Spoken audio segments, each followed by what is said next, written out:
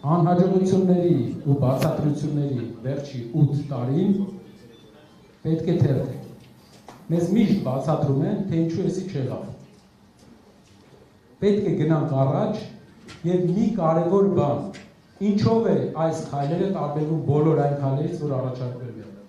Ինչով է Սամվել Կարապետյանի առաջարկած քայլը տարբերվում Փաշինյանի խոսքերից, խոստումներից։ Գիտեք ինչով, որտեղ Սամվել Կարապետյանը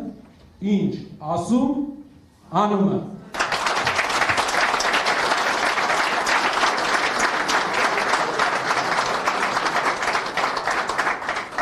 Սա քայլերի հաջորդականության քարտն է, խոստումների քարտ են կազմել։ Խոստումը հայերը վախեցած են խոստում բառից, որտեղ խոստում ա տվել, ոնց որ վերջում լավ բան դուրս չի եկել։ Բայց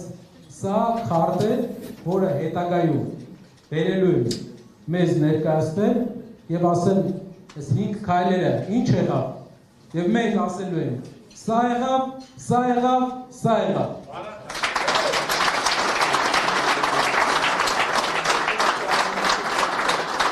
Դրանով ունենք կնիկ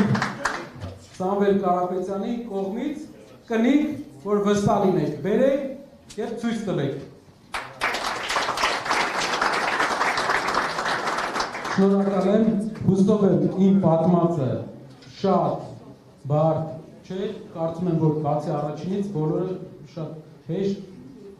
կարողացա բացատրել, առաջինը հնարավոր է մի քիչ բարդ ներկայացնել, բայց